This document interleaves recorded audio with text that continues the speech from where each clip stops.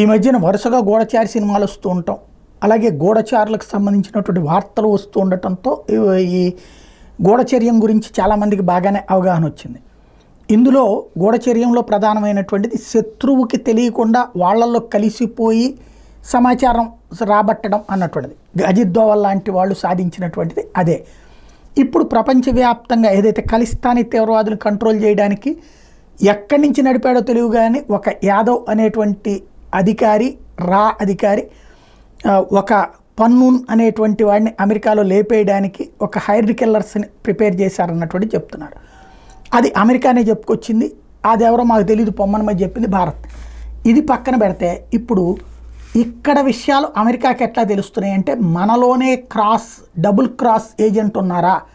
ఈ విషయం తాజాగా వెలుగులోకి వచ్చింది. ఏంటంటే అమెరికా ఇది మన భారత ఆఫీసర్ రబీందర్ సింగ్ అనేటువంటి వ్యక్తి అమెరికన్ సిఐఏ ఏజెంట్గా పనిచేస్తున్నాడు ఏళ్ల తరబడి అన్నటువంటి విషయం బయటపడింది అన్నటువంటి అంశం చర్చకు వచ్చింది.